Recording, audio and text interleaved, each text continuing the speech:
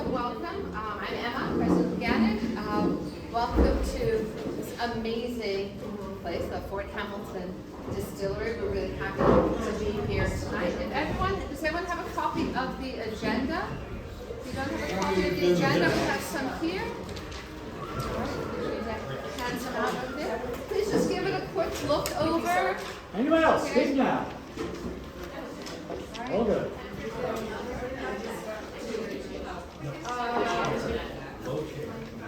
Is there any new business or anything that needs to be added? We'll do it at the end. Yeah, sure. Yes, at the end of the meeting, Mark Levy is going to come up and speak about an event in honor or for help Matt Cummings. Okay. Perfect. Mark is good at the end. Anything else? No? Okay, then we're good with the agenda as is. So now I'd like to bring Amy up to welcome us. Hi, welcome GANYC. I'm Amy Grindelin. Alex is my husband, and I'm one of the co-founders of Fort Hamilton Distillery. We are very excited to have you here. Welcome to Industry City. We do tours on the weekends, and you'll find out more about that from my husband. But we thought that this would be a great place to have all the tour guides aware of. If you are ever interested in working closer with me, I do the front of the house. I basically run the tasting room.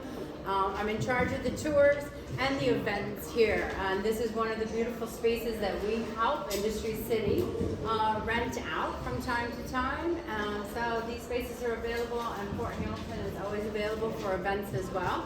So my card, and I'll be available later to talk to you, but for now we have Jim Somoza. Do you have a card? You have business cards? I think well, actually, we're going to do a couple more business related things, and you guys will be talking. Yeah. All right. Thank you, Amy. Thank you so much. Yeah. No. They've got a little time. All right. So, Mark, come on in. Okay. Yeah. So, all right. So this looks like it's going to be fun. I think there's. So, yeah, we'll. Thank you, Mark. Okay, we're good. All right. So, welcome to this month's meeting. It's great to see everyone here who came out to Brooklyn. I have to say, this is a fantastic space. We're good with the, okay, perfect. So, what I've really enjoyed seeing lately is just how busy New York is, and how many groups and how many tours are coming through the observatory. Had a really busy rush as we were getting also to May 1st. It's a holiday, of course, in Europe. So lots of European visitors upstairs. I see groups all over the place. I'm going to lunch in Brookfield. I'm seeing people with their students. We're still getting bands. Everybody still is coming in. And I think it's just going to ramp up over the rest of the spring and into the summer months. And all signs seem to be pointing towards a busy summer, like a really busy summer. And I think a lot of you are getting booked up. You're getting filled up. People are traveling, doing over the road tours, and a lot of work here. So it's really a good thing to see. Now, in terms of GANYC, what we're going to be talking about tonight, as you looked at the agenda, after we've had the committee reports, we are going to have a treasurer's report from Jeremy. Now, the numbers are always posted in the minutes on the website. We don't usually read them during the meeting, so of course it's all open and all, if you all have any questions, you're welcome to ask us. But tonight, Jeremy is going to give us a more detailed update about GANYC's finances right now. Because we're getting a little tight, shall we say, because we started, let's go back to the before times. Okay, the before times. GANYC had a membership of around 390 members. Okay, 390. Really great. Now we're close to 305. It's a big difference. But we made our budget thinking of the lovely 390. And so now it's time to tighten the belt a little bit, be a little more conservative with our spending for the rest of the year, still continue to do the great things that GANYC does. Our fam tours are still running strong, and they're amazing. I get while they put out notices when fams are filled up, they fill up right away. Anne's doing one, it looks like it's coming up. I think Andrea's Williamsburg is just people going bananas for that one. Some really, really great tours. And those are one of the things that are most attractive to help bring people together. People love our fam tours. And I think you guys like giving fam tours. I need to do one. I'm getting jealous of things. I really need to get my butt in gear and do a fam, because they're fun. And there's nothing like doing a fam tour to, get you on your toes and remind you what you need, what you didn't know, because you'll have all your lovely guiding peers tell you what you should have said at the end of the tour. Remember, people like. But so our fam tours are going strong. We still have lovely site inspections and visits, and thanks to the hard work of our industry relations committee. But what I really want to stress tonight is we need more members, because that's how GANYC can continue to offer all that it does. Members pay their dues, members' dues go into GANYC's coffers, and they pay for all the great things we do. So I see a lot of veteran members here, some newer members here too. We'd like to ask you, I feel like I'm doing a PBS or a QXR pledge drive, not my QXR drive, I'm going to call Jeff and say, I can do this too. Bring people to GANYC, all right? Bring your friends, bring that new guy. Maybe you're working for a new company or a company that's expanding and getting new tour guides. First thing you're going to meet a new tour guide, you got to say, are you a GANYC member? And if they're not, it's like, well, come on down. All right? It's a fun bunch. That's why you all are still here. That's why we've all been members for so long. This is where we've got built up great friendships, great networking, great relationships. I've been a professional tour guide now for 12 years, which is bonkers when I think about it. I think I've been a member of GANYC for 11 of those 12 years. All of my jobs, from my over-the-road tours with Italian groups to my job at One World Observatory, I've been there now for 8 years. They're all been through GANYC. All right, it's literally given me my livelihood. All right, and that's from meeting people. And every day I get requests or asked, can you do a tour here? Can you do a tour there? And you all do that too. If I can't do a tour, I will tell somebody else. I'll give you a list of 3 people off the top of my head. If they can't do it, they'll give you more people. So for newbies, for new members, that's what GANYC offers to everyone. And that's really our greatest strength. That networking, that fellowship, that place where you can vent and complain. Tour guiding is a unique kind of lonely and yet very outgoing kind of profession. You're by yourself, and when you're done, you want to decompress. Nothing better than talking to another tour guide about your guests who don't know how to use revolving doors. They get it, right? They get it. So yes, yeah, they all get it. So so I like to ask you all. Think of when you meet new people, you meet new tour guides, and they're not GANYC members. Invite them to a meeting. Bring them in. It gets a little scary if you come by yourself. So be that pal and bring them to our meetings. They're always in cool places. Like, what could be cooler than this? I never come out to Brooklyn unless, I don't know where to go. And like this, I walked in. When I came in the wrong building, I just kept walking through. I almost got lost in Sahadi's. It took I had to take a deep breath and steel myself and just keep going. All right. There's so much out here. All right, and we've got great resources in GANYC. Andrea and others, for example, can show you around. All right, so let others know, spread the word, proselytize about our merry band of miscreants, and hopefully we'll get some new members in. So that's really all. That's really all I have. So one thing, Rita did tell me she had a lovely visit with Joe Svalak, who sends his best and sends his regards to everyone. So I wanted to make sure to get that in. All right, so that's really it from me, unless anyone has questions. Yeah, Andrew. Did you do like a membership open house again? Didn't we do something like that years ago? Anne is in charge of membership. We're going to be having are we having a networking event coming up at all? So there's the We're working Azalea on event. finding a date. Yeah. We're going to have a GANYC thing at Azalea. Bob is trying to find the right date with him and Lily. And then we're thinking about doing other events like in the park, like sort of, just everybody come to Central Park or everybody come to Christmas Street Pier, you know, for a sunset or something. Yeah, and I sort of like a potluck kind of picnicky thing, or like the Azalea. If we're doing an event like our happy hours are usually open, you know, open to the public, and that's a great time for people to come and bring other members. So yeah. Emma, if everybody in this room brought in one new member, would that make a difference? Huge difference, like humongous difference. Yeah. So do it. I have 2 people in mind that I'm just gonna get my claws into them. Yeah. So yeah, it's literally one person. If you all can bring one person in, that would be great.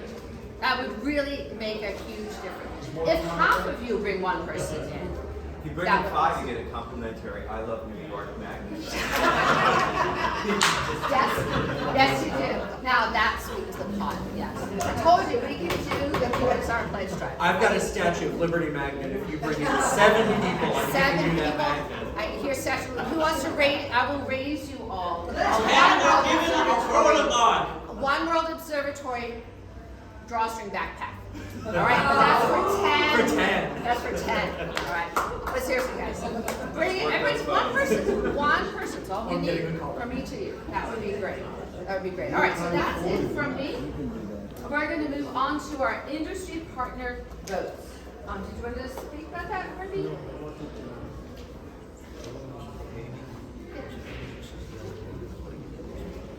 Okay, we'll do it.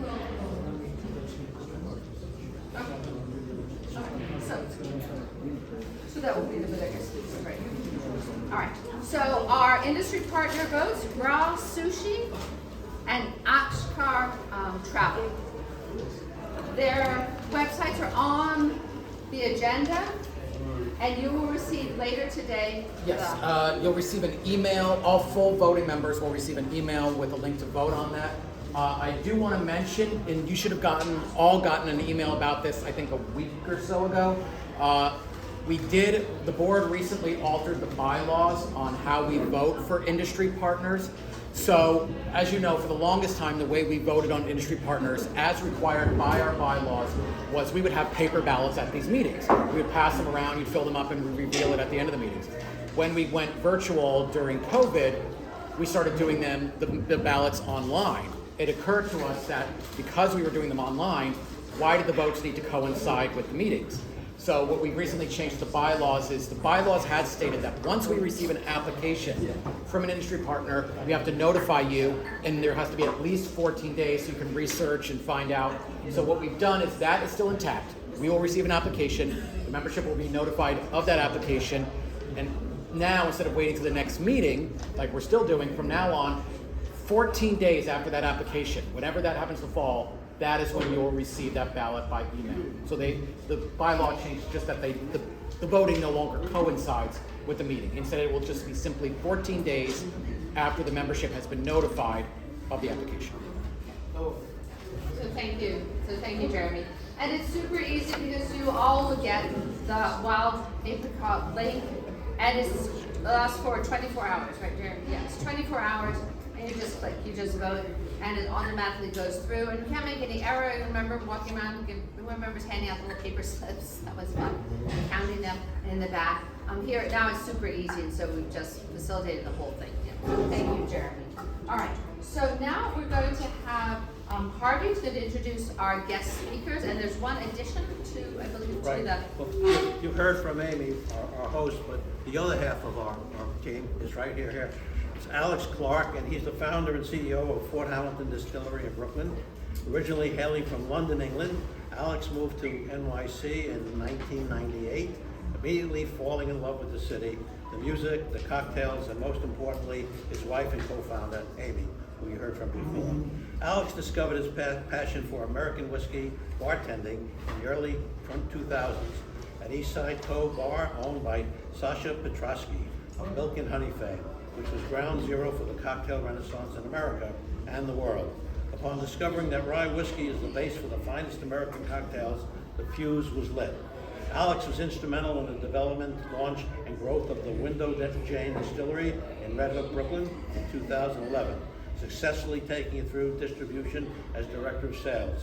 Alex left to launch the Fort Hamilton Distillery with Amy in 2015 with a focus on New York rye whiskey. Alex?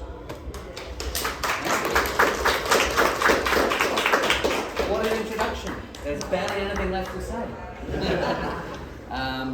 Thanks for having us and thanks for joining us today.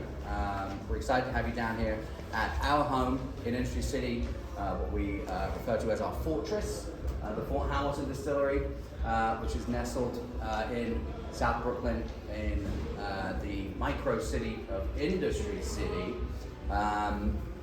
We founded the distillery in 2016 with a kind of a mission to recreate the original whiskey style of America, which is rye whiskey, which surprised a lot of people. Everyone in America, certainly in the 20th century, started to drink a lot of bourbon whiskey, and to this day, bourbon is actually the most popular whiskey in America, most of which comes out of Kentucky. So most people believe that bourbon was the original whiskey of America, but that's not true. Bourbon only became the most popular whiskey in America because of Prohibition, which killed the original distilleries of America, which were in the Northeast, where we are, and corn subsidies, more not particularly wonderful government legislation, which made the distillation of corn whiskey incredibly cheap.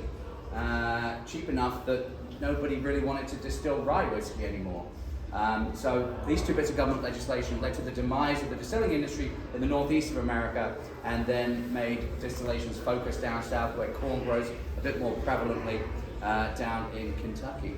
But we decided we were going to turn things around.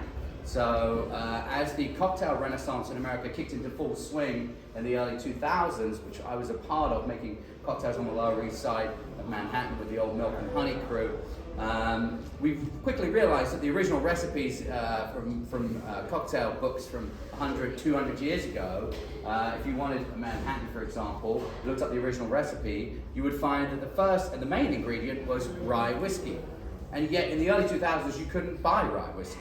It seemed very perplexing to me that these cocktails couldn't be made in their original fashion, and with the original ingredients, the most authentic way that they should potentially be enjoyed. So we decided we were going to change things around a bit.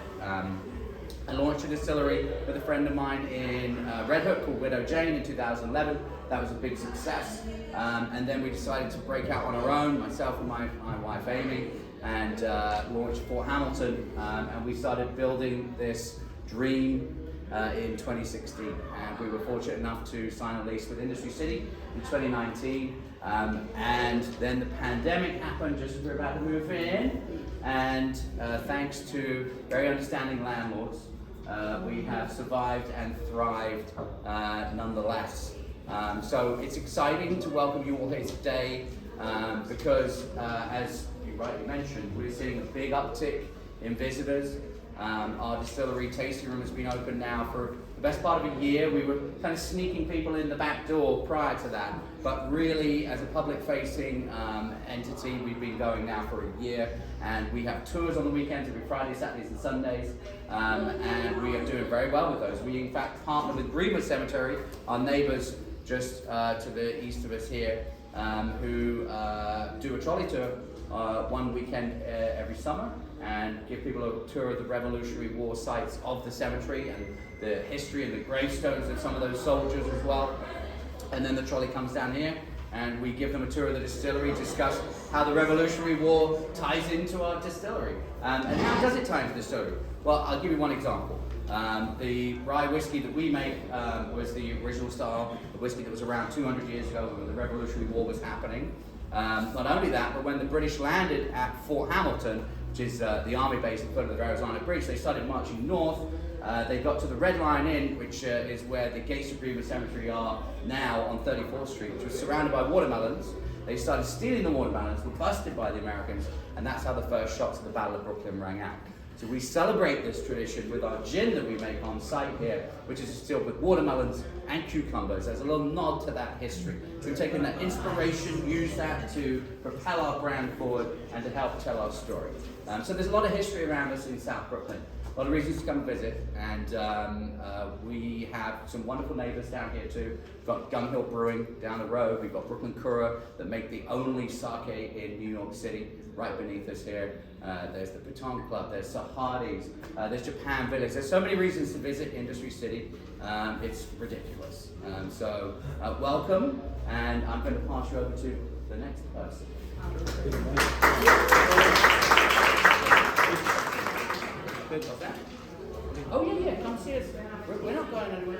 What's that?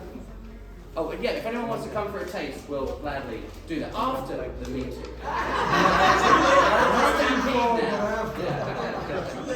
No one told us that. But after the meeting, if someone wants to buy a bottle and take it home, Absolutely. tonight, how do we go about that? We'll be open, we'll be here, we're not going anywhere, we'd love to meet you all, so Just come go and see chat the with us. cashier in the ride? 100%. We sell our bottles in bottle format, we sell cocktails, and if you catch me, I'll give you a little sneak peek in the back too. Thank you. Very good. How long is each tour? And then are they complimentary or is there a fee? The tours that we run on the weekends are 1 hour in total, about 45 minutes of activity, which includes tasting whiskey straight from the barrel, tasting from the still, discussion of how the still works and operates. We get to show the bottling line in operation. People get to make their own bottle of whiskey too, which is a very, very exciting part of the tour. And then the last 15 minutes is effectively tasting through 5 of our core SKUs, little quarter-ounce pours of each. And at the end of it, if you'd like to buy a bottle, if you'd like to buy the bottle that you made yourself on the bottling line, you can do that. So that's our tour that we offer, and we do have like a distiller's tour that I run occasionally, which is a bit more in depth, a bit more technical. And then there's like slightly less involved tours as well. If you're trying to get people in and out in 15, 20 minutes, we can do that too.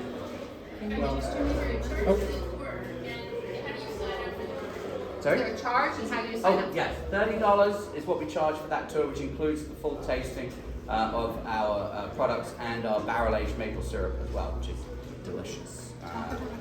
Well, you certainly excited us. My mouth is watering. I think it's time to have a tasting. Alex is gonna tell you about All right, his okay. original Wow. style. We're taking on his Yeah. Yeah. Make it go All really right, smooth. yeah, this is it.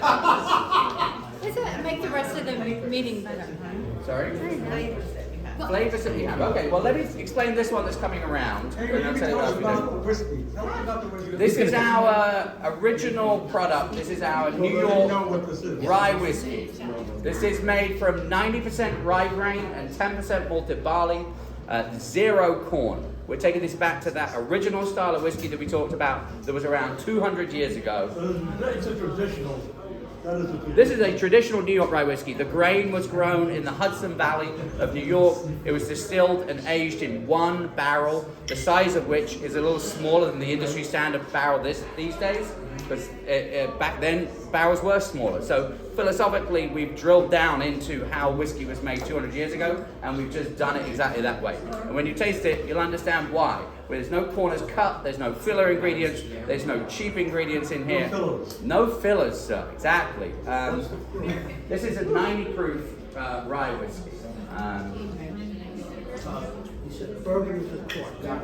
Bourbon has to be made with at least 15% corn, yes.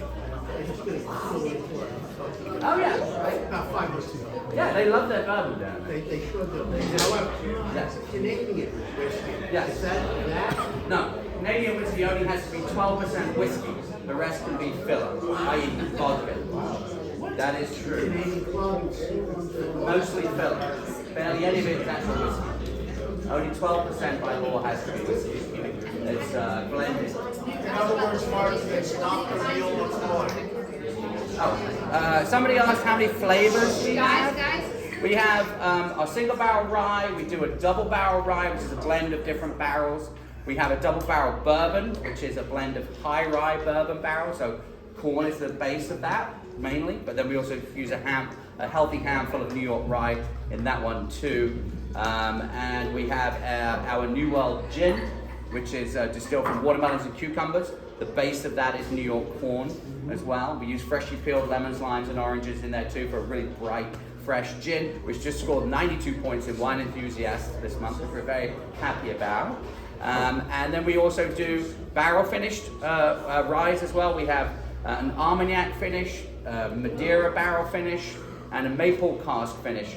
And we get the maple cask because we actually create the maple cask because we barrel age organic maple syrup from the Catskill Mountains of New York in our bourbon barrels for about 8 months, and then we dump it, bottle the maple syrup up, and then we refill the maple barrel with rye whiskey and let it sit for another year. Are you doing the aged whiskeys? Any what? Aged Age, yeah, those are 6 years old. Those ones I just discussed. So we have 6-year-old whiskey as our oldest whiskey today. But the whiskey business is a funny one, right? It's easy to go bankrupt. If you don't sell your whiskey for 20 years, who's paying for that? Somebody's got to keep the lights on. So we got 6-year-old, 7-year-old whiskey out in the market now, and you'll see it continue to get old. But we're a relatively young whiskey company. Most whiskey companies are legacy companies that have been generational, and we're a young upstart company, but we're doing very well. Can you explain the maple syrup thing that you say you do? You don't sell maple syrup. We certainly do, and I'll give you a taste of it in a minute if you want. Yeah, everything's for sale.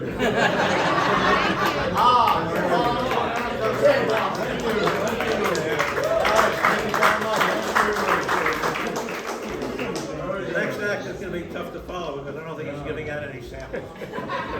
You're not giving out any samples. I do indirectly. Okay, well, we're going to hear from Jim.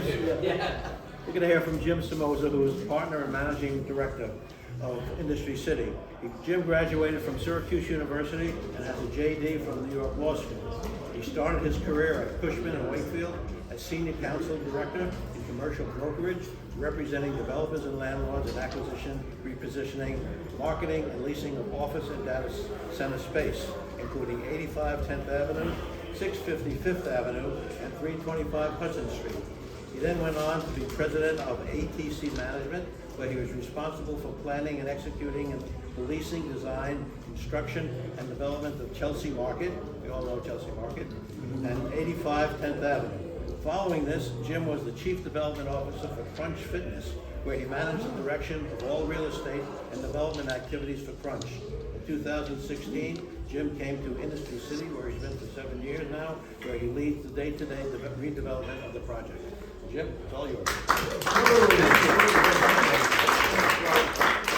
This guy makes my job easy about what I'm about to talk about, because what you see when you talk to Alex and Amy is really what I see is all about, right? And that's for you folks, the stories that we have here, and that's kind of what I wanted to talk about.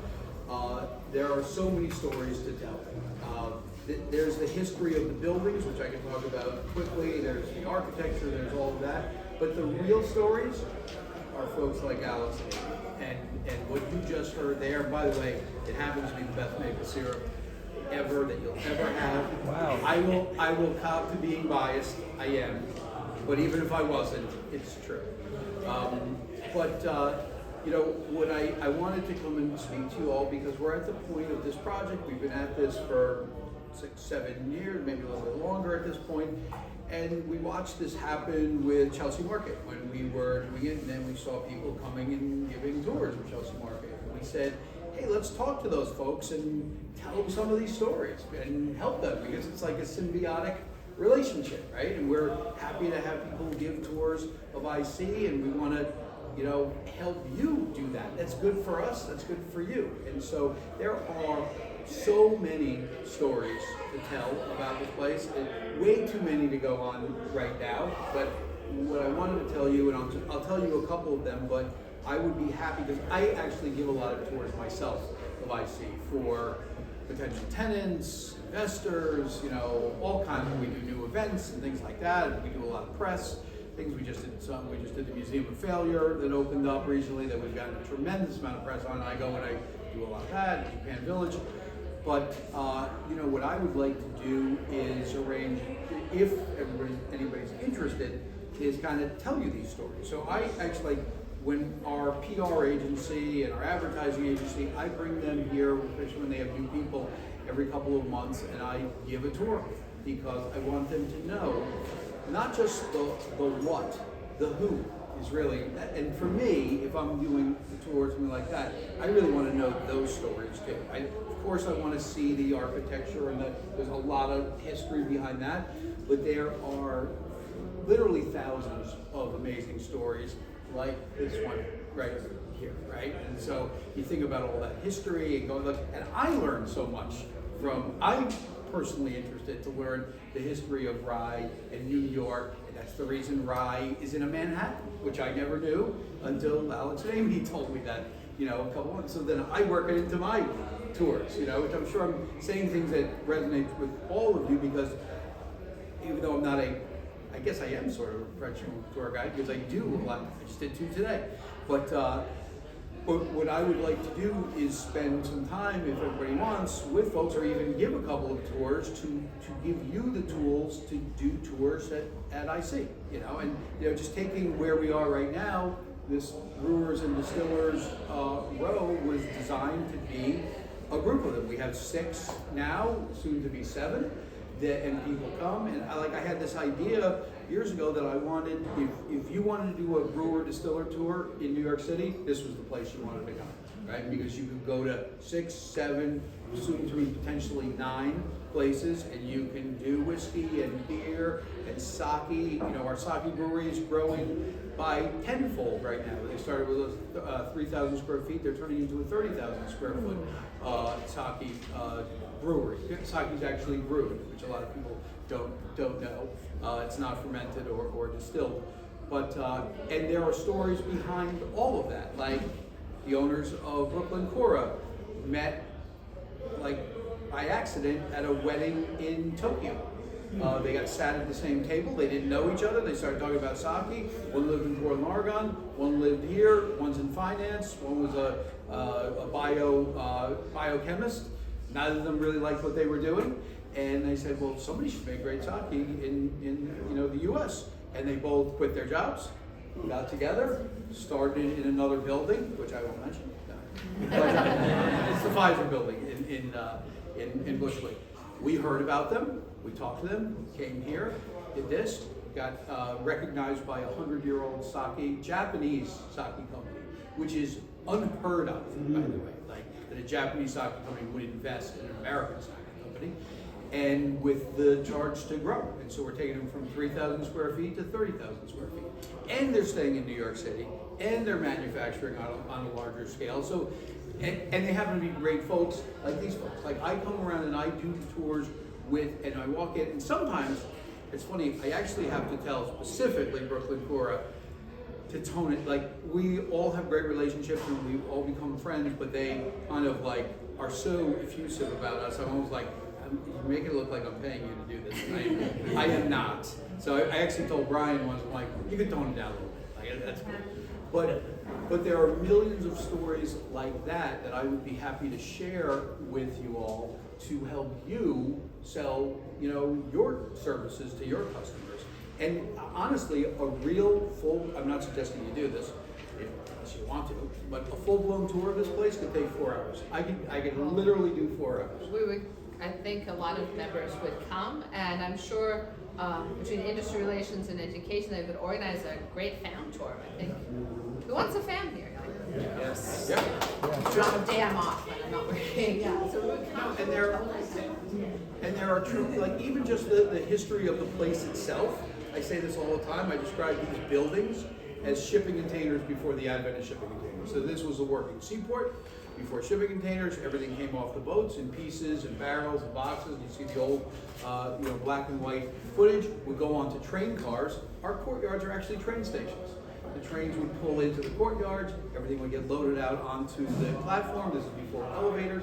Hand hoisted up into the buildings, sorted, stacked, etc. Go back out to rail cars or trucks to the end user. Once you had shipping containers, you didn't need that step. That step went away. So containers just come right off the boat onto a train or a truck, off to the end user. These spaces then were underutilized for 50 years. Actually, some people may know this person, this property was once owned by Harry and Leona Helmsley. There are many stories of Leona coming with her dogs, and many of us, although I'm dating myself, because now I say to some people, like, I don't know who that is. God, but whatever, it happens. But that's just like scratching the surface of stories of the history of the place and the stories of the folks that are here. And I do a lot of things that I see very high level, but what I do very specifically is I curate everything that's sort of ground floor, you know, public facing, retail, all that. And I spend a lot of time with folks like this, because if you saw how they spoke here, like, that's what you see.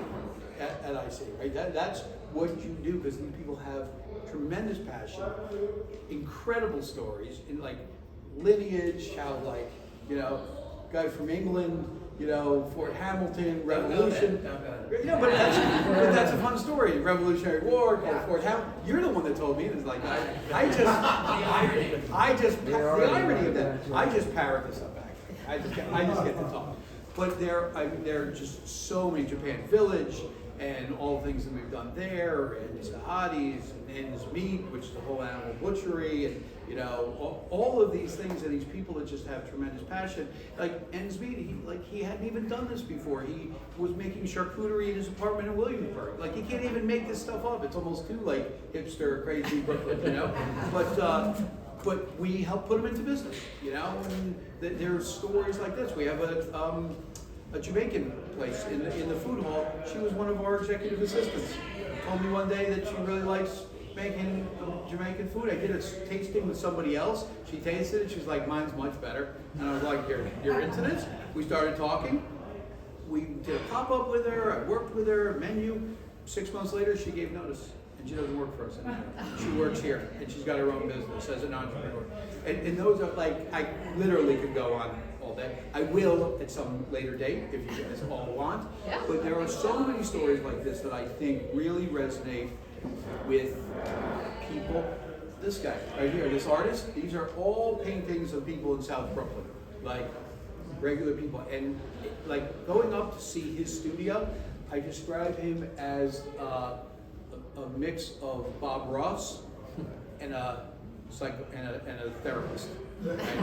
So what he does while he's doing this, he's talking to these people about their life. I sat up there one day, and he's got this person saying, you know, my parents put a lot of pressure. Like, he's painting them. My parents put a lot of pressure, and he's asking questions.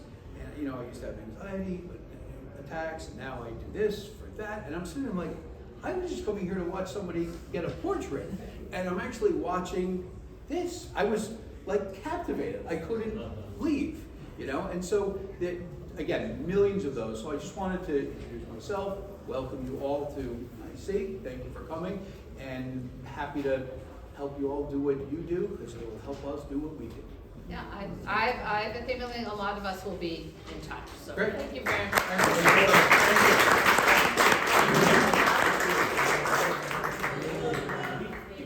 We had a speaker from Brooklyn Tourism, but We had Oh, yeah, we were going to have Geraldine Pacheco from Brooklyn Tourism, but it looks like they're not here. Does anyone, though, before Jim leaves, sorry, Jim, does anyone have questions sorry, for do you have Jim? questions? No. Anyone have happy to take questions. Yeah, right there, Andrew. You were saying that there's going to be about 9 Yes.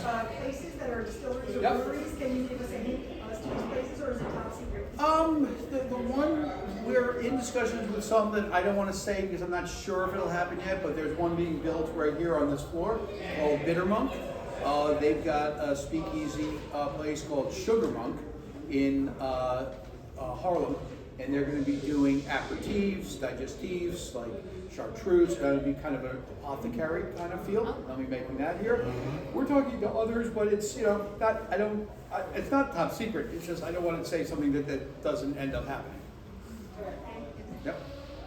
Anyone else? Any questions? I was wondering how many businesses are in Sure. Industry City? About 500. 500. Yeah. And how many buildings are there? How many buildings are We here? are 16 buildings, 6 million square feet. So to give you some sense of scale, that's about 2.5 Empire State Buildings put on their side. I know. We don't go high up.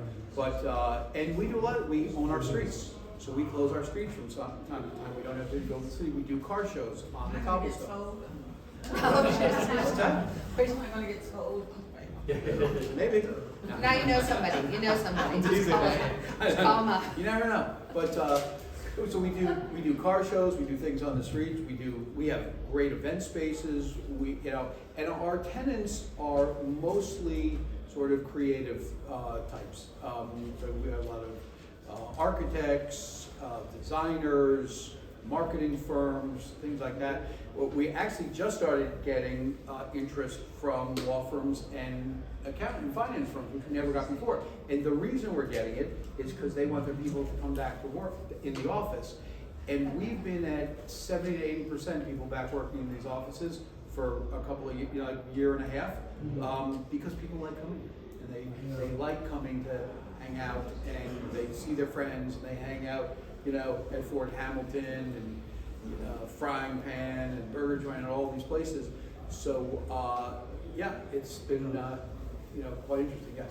Does this area have a relationship with World War II and the troops and stuff like that? Yes. How does that? So this property was taken over twice by the military, once in World War I and once in World War II, for because this was a working seaport, and it was taken over for warehousing, distribution for the war effort. In World War II, at one time, it was taken over and basically filled with bananas for the war effort in Europe, because you could get the bananas green. Like, it's one of the things that you can ship, and they ripen as they go. So most of these buildings at one time were actually filled with bananas going to the European theater. Yeah. And what's the original date of the structures? They were the first building 1870, which is building 1 over by Costco, all the way to about 1912. And there are some buildings that aren't here anymore. There's 16 buildings. The numbering of the buildings gets a little weird because there's some buildings that are missing because they got taken down over the years. But yeah, 1870 to 1912. Jim, does the management do an overview, provide the guides with an overview of what's here? Sure. Day tour, anything of that sort? Do like a day tour that does like the whole sort of Would site? you like to know what's? Oh, is there such a? You got it. That's that. Yeah, so I'm gonna give them my contact. So what happens is, look, I do tours. There's a lot here. No, there's a lot here.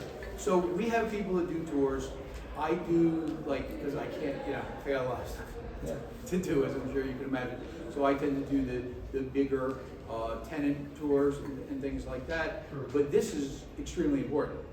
I think what you all do is great. It's the history of New York. I'm a lifelong New Yorker.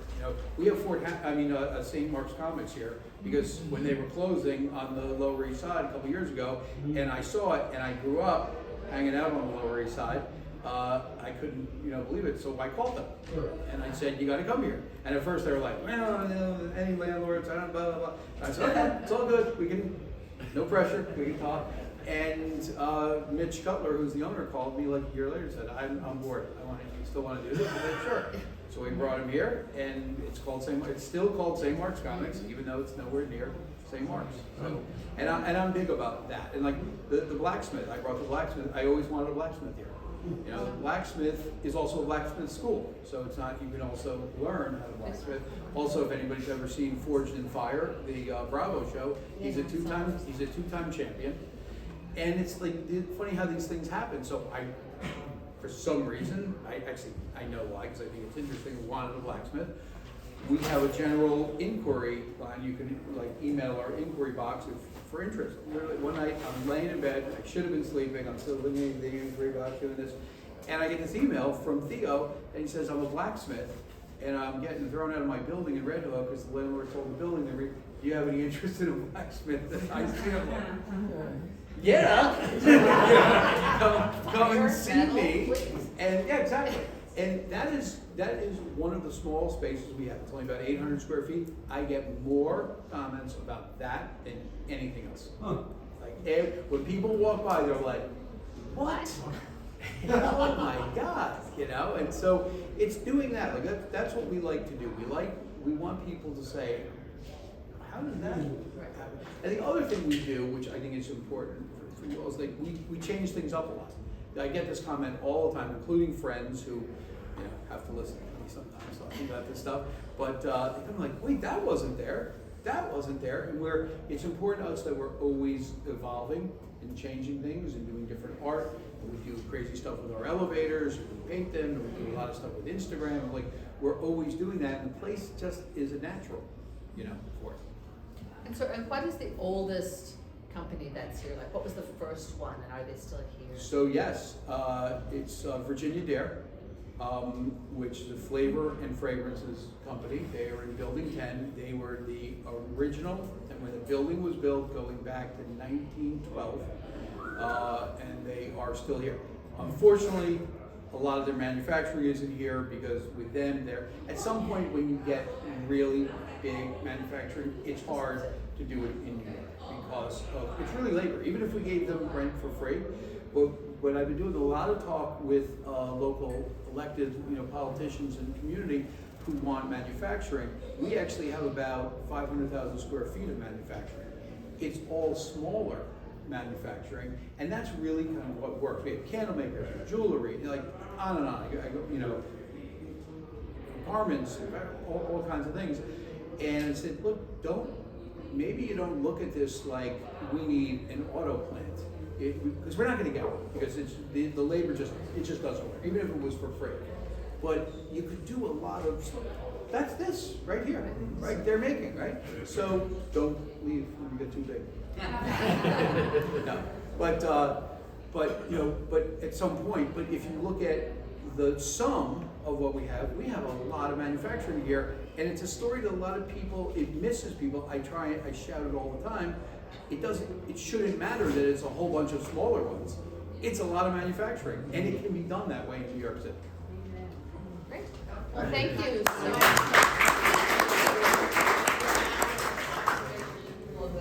Oh, yeah. Hours of operation, yeah, really important. So we have no limits on it. I mean, you can do 24/7 if you want, but the overall hours really depends on the business.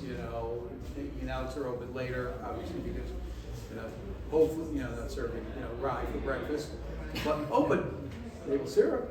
And do you have a breakfast establishment? We do. We have Colson Patisserie that does breakfast. We've got One Girl Cookies. Who else do we have? We've got Tadaima. What's that? Well, they're not really breakfast.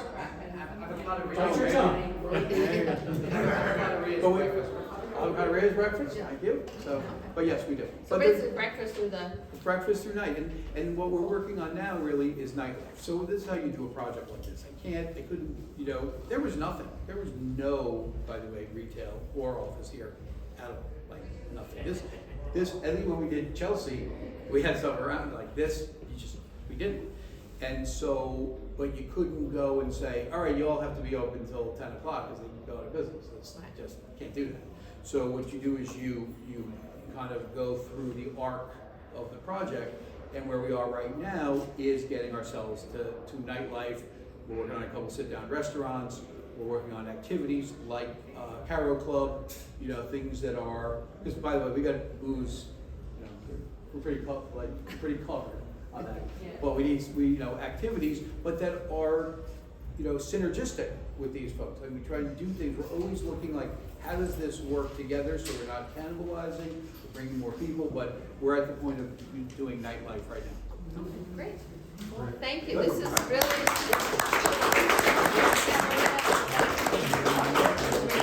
All right, thanks everybody. All right, yeah. So I think we'll definitely bring our groups in here. It looks like there's a lot of cool, fun things to do. Okay, so we're going to move on now to our committee reports.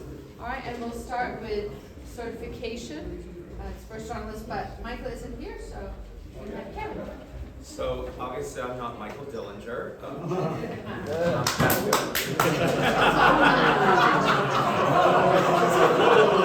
I love it. I was going to say I'm not that big of a scare queen, but I love that better. Okay. No, Michael's not feeling well, and so he needs to rest up because he's, as we all know, very busy. But for those not in the know, the certification program is The certification program is a multi-week course that focuses on the skill sets. Building a tour, conducting a tour, help me out here, some of my friends, with logistics, storytelling, and customer service. So it's really not about a New York City knowledge-based type of professional development, but I see a number of people in the room who are graduates of this. I can see Rita, and Matt, and Catherine, Mark, Yeah, so raise your hand if you are a, so they can, if you're interested in this, you can talk to any one of us. But we recently just concluded our most recent iteration of the certification course, and half of the class has completed every requirement. The other half just has one little element, and so hopefully we can give them their certificates soon. But we did want to give the certificates to those four who have successfully completed all of the certification program. And so I'm just going to distribute these, and can we give a round of applause after all four, but they can just come up. So Vince Meehan is one of our most recent. You're welcome.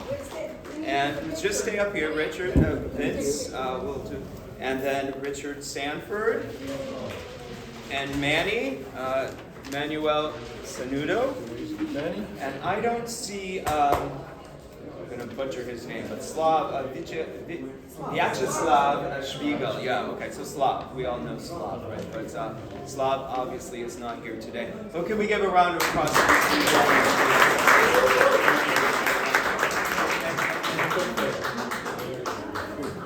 And let's bring Emma in here as well. Everybody smile. Quick picture. Hold up your certificate. Yeah, hold up your certificate.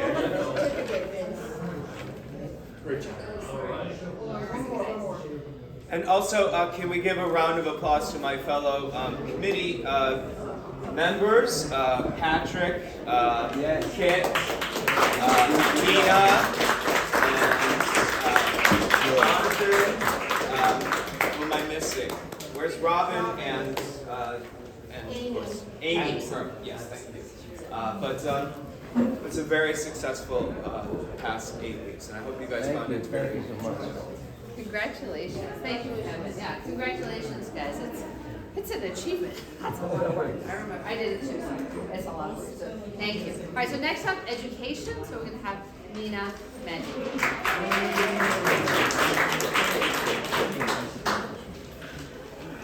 Okay, so we always thank people for what they did. Well, for those of you who are new, for some new people, the Education Committee is like, we call it the core because it's like the executive core, because everyone does a lot of work, and especially Bob Gelber, Jeremy Wilcox right over here today.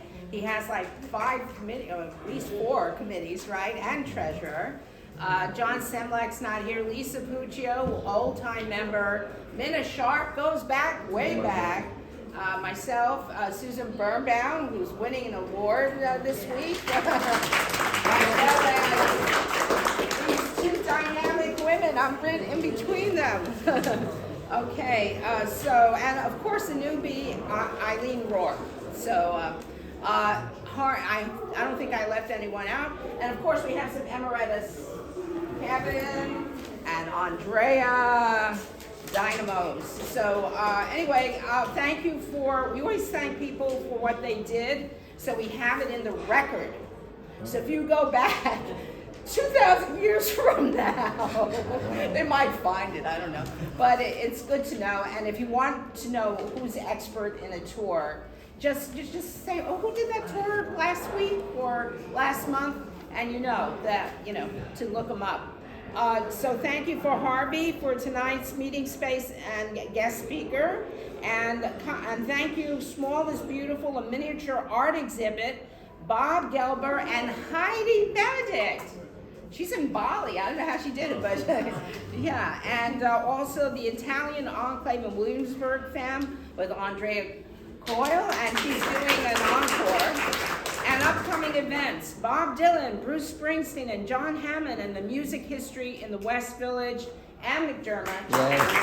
And just a plug for certification, she developed this tour as part of the certification course. So, yay, Ann, okay. And Elizabeth Foundation for the Arts, Bob Gelber organized that. History of the Lower East Side with Richard Soden. I hope he's a new person, so that's exciting. Queer art history at the Metropolitan Museum of Art with Kevin Lawrence.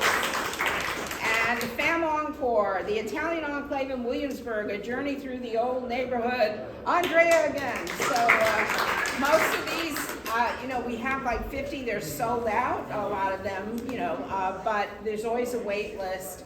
And if you can't make a tour, you really should cancel because there's a wait list there, and it's not fair to the people who are on the wait list who really wanted to do it. Just that while FAMs are in person, most of them nowadays, we have a virtual library of past FAMs, PDPs, and guest speakers that are accessible to GANYC members at your leisure. And go to the resources section of the website and click on the links.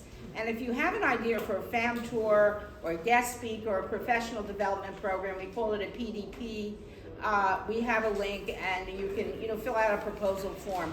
Now our next education meeting is going to be May 10th. It's on Zoom at 6 p.m. So if you're interested in finding more about us, you can join us. Just let us know in advance. We usually have the core meet and then we'll invite you in. So, but feel free to email us or anything you want. And as I say, there are eight people on the committee. So whoever you feel comfortable and just go sidle up to them, and they'll be happy to help you. Okay, thank you. Thank you, Nina. And as she mentioned, Anne's FAM tour is based on what she did for the certification class. If you have a new tour that you're developing, the best way to try it out, do a FAM. So, and you can contact on the education through the form. There's a form on the GANYC website. You can fill it out when you're going to propose a FAM tour. I'm not quite sure what they're doing. Anyway. Fanfare. The fanfare, yes, we need a fanfare. Fanfare for government relations, actually. Right here, Patrick. Okay, hi everybody. All right, it has been a busy couple of weeks for the Government Relations Committee. More than a few headlines. We're going to start with the out-of-town adventures. So the Guides Association of New York City has for several years now, I think the past 5 or 6 years, sent delegates to participate in Destination Capitol Hill. Destination Capitol Hill is the single biggest lobbying event for the travel and tourism industry. We all gather in Washington, and we've all got our appointments with representatives and senators, and we hand out packets filled with talking points, and we schmooze them. Okay. You're supposed to put an X on the floor. How do I know to hit a mark if you don't put a mark on the floor? Where's my agent? So, this year, 2 delegates went, Matt Baker and Kit Garrett. Awesome work. But for Kit, you're going to have to read it online when I post the minutes. Matt Baker is going to present to you in person his activities and GANYC's activities at Destination Capitol Hill this year. Thank you, Patrick. I'm ready for my close-up, Mr. DeMille. Okay. So yes, GANYC has been attending Destination Capitol Hill for several years. This was my first time attending, and I found the alternately fascinating and frustrating experience a tremendous eye-opener. U.S. Travel Association presented attendees with their list of asks for the senators and representatives whose staffs would meet with us. They explicitly invited us to add any travel and tourism related concerns of our own, but GANYC has always wisely seen fit not to rock that particular boat. Our motive for participation is to be seen as a force in the industry whose alliance and goodwill is beneficial to USTA. That way, when the time comes later, USTA might see fit to go to bat for us. In other words, we are playing the long game. So the focus of our team, which was led by Bob Hoffman of Broadway Inbound, was on the 4 issues USTA wanted us to present. They were: 1, fully fund the new office for the Assistant Secretary of Commerce for Travel and Tourism. This position already exists, but without funding, it remains largely ceremonial. In the Appropriations for Commerce Department, set aside $3.5 million, that is million with an M, it's nothing, to the already existing budget to fund the office. 2, lower visitor visa wait times. GANYC member Kit Garrett and I teamed up primarily on this issue, with Kit offering big picture scenarios, while I provided anecdotes from my own experience with international clients in the field. The top 10 countries whose citizens visit the U.S. all require visas and all lack waiver programs, with visas taking as long as 2 years for travelers from India and a year for travelers from Brazil. Many are simply deciding to spend their tourism dollars somewhere else. In the post-COVID era, when plans are made with far less lead-in time, we simply can't afford to lose that business. So we asked that they work to draft legislation that would set a 21-day average goal for visa wait times, codify existing authority to waive in-person interviews for low-risk visa renewals, and provide additional resources to consulates with high visa wait times. 3, provide H-2B cap relief. Is that H-2B or not H-2B? Despite returning to pre-pandemic employment levels, our industry still has 1.5 million open jobs. That is 15% of all job openings across the entire U.S. economy. To assuage those who might subscribe to the immigrants will come and take our jobs line, Kit noticed that residents want full-time jobs, not seasonal tourism industry jobs. The cap for these work visas has not been changed in 30 years. So we asked that they increase the H-2B visa cap from 66,000 to 150,000 and exempt returning workers who have already obtained the visa previously from the cap. And number 4, advance FAA reauthorizing priorities. I can't read my own typing. The difficulties of the aviation industry that they have faced are headline news everywhere. Provide at least $50 million per year for aviation workforce development programs, which would help increase the supply of qualified pilots and mechanics. Direct the FAA to update their staffing models for air traffic control to account for projected growth in air traffic demand, while also ensuring the agency has enough funding to hire needed air traffic controllers to help prevent delays and cancellations. Provide at least $4 billion with a B per year in airport improvement program grants, and enable medium and large hub airports, which have the largest infrastructure needs, to keep more of their grant funding, and extend the sustainable aviation fuel tax credit through 2032. Now, we brought these asks to meetings with the staff of Senators Schumer and Gillibrand, and Representatives Yvette Clarke, Dan Goldman, Jerry Nadler, and Grace Meng, the only lawmaker who appeared in person for the meetings. These were all Democrats. The only Republican with whose staff we had a meeting was Nick LaLota of Long Island. His constituent, Edward Carr of Visit Long Island, was a member of our team. This was the only office that didn't seem 100% on our side on these issues. For instance, staffer Jake Corsi asked, "Do you consider visa overstayers to be low risk?" Now, USTA did not prepare us for this kind of pushback or offer any advice on how to handle it. I had taken low risk to mean people who don't try to blow us up, not people who might spend extra time spending money at our businesses. During the course of the day, I learned that the issue of visa wait times had been discussed before at previous Destination Capitol Hills and was still on the table. And I was reminded of a famous saying about the definition of insanity.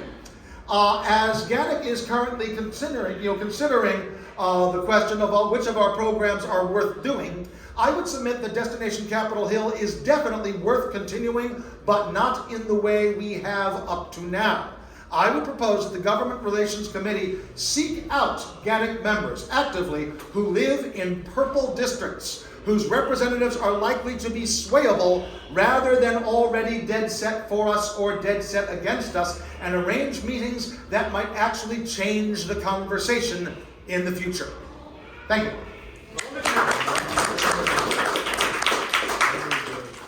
Questions? Kid? So is my total report going to be available? Yes, your total report will be available when the minutes are posted, It's probably by really Friday. detailed. Okay, which is why we're not going to get into it tonight, but I would urge you, if you're in any of the districts that were not mentioned, go through my report, see who we spoke with there, and then just write an email to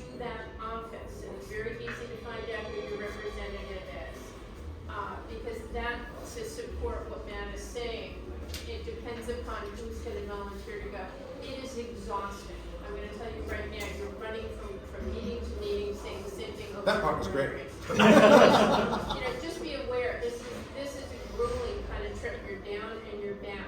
But look through the report that I put in. It's got the ask, it's got everybody who we met with, plus the entire list of your district is very easy available on New York government website.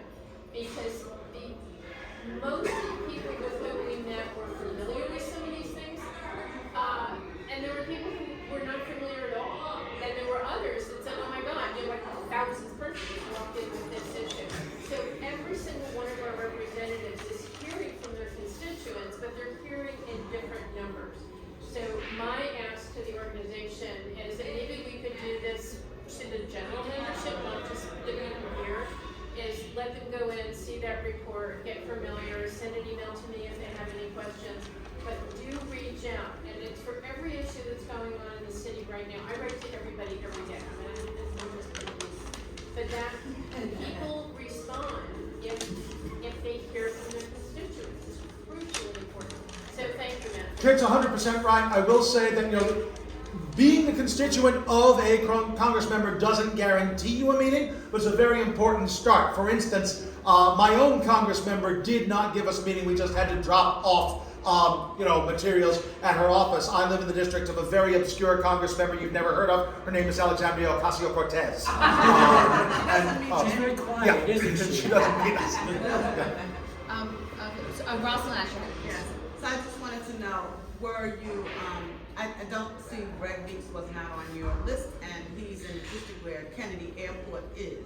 So I just wanted to know if Why we didn't meet with him? That's a great question. Because Kennedy Airport is where, that's the gateway to New York City. That's a perfectly great question. I will say that they were concentrating when the team, and there were a couple of people who were on our team that I didn't happen to name in the report, agreed who was going to talk about which of those 4 issues. We left the FAA issue to the people who weren't from the city, but from places like Buffalo and Niagara and some of those sort of mid-size airports, as opposed to mega airports like JFK. But the other, about the fundamental answer to why didn't we meet with a certain congressman is because USTA didn't assign us a meeting with them.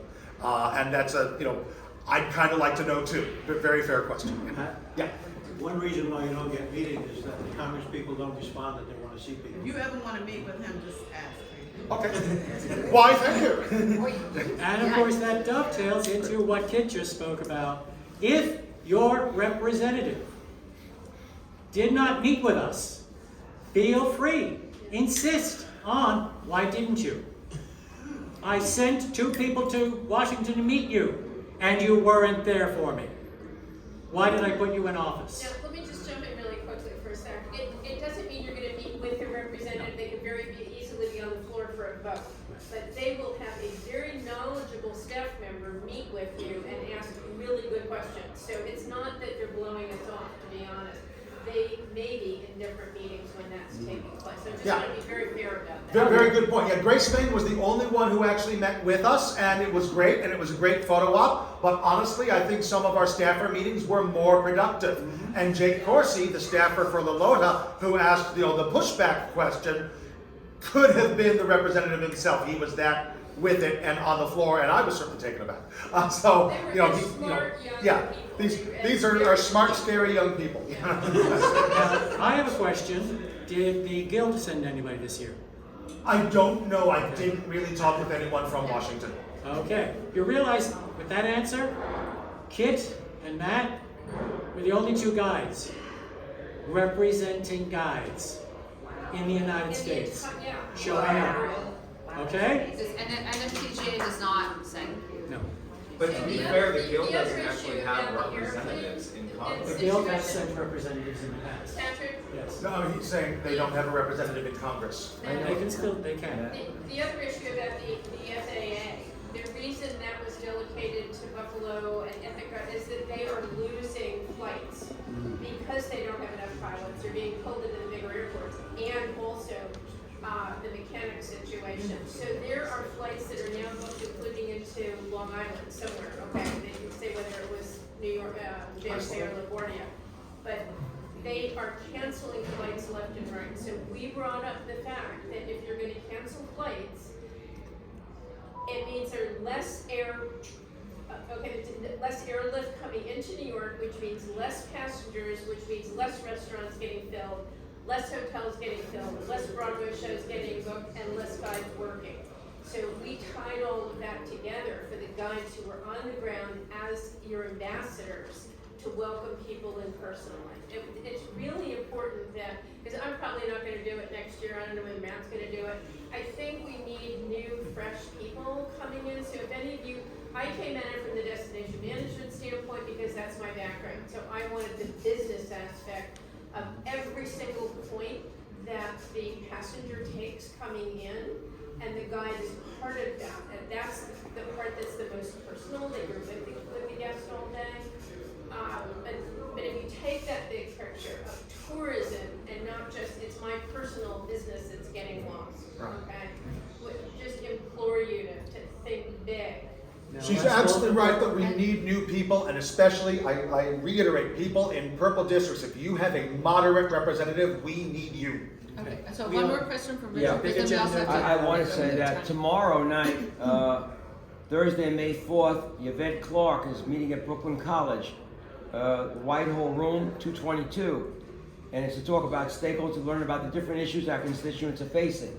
So this might be something. Okay, you did meet with Yvette Clark, yes? We met with her staff. Okay, okay. So she's covered. She's covered. Okay. She's covered. Great. All right, next up. Thank you, Matt. Thank you. Thank you, Kit. Okay.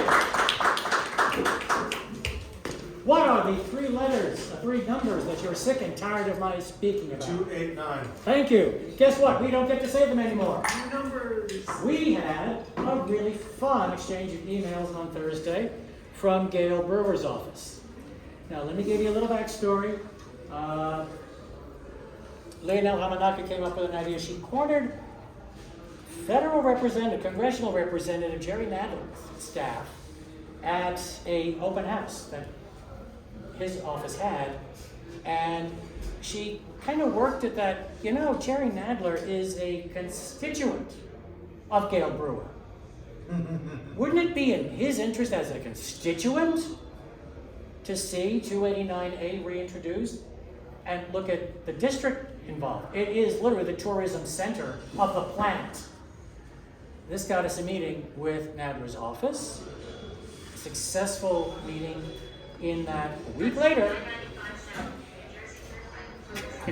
Ready to leave? You need directions? A week later, Gail Brewer office emails us to confirm the language for a new 289A. It was reintroduced to the New York City Council on Friday. The number is 1009. 1009 is the number we're going to be dealing with. Now here's the process, kids. It's been introduced to the New York City Council. With a nod, it has been sent to the New York City Council Committee on Consumer Affairs and Worker Protection. It now has to pass that committee. So here's what your homework is. I've prepared some handouts if you want them. Take them with you. This will also all be posted with the minutes.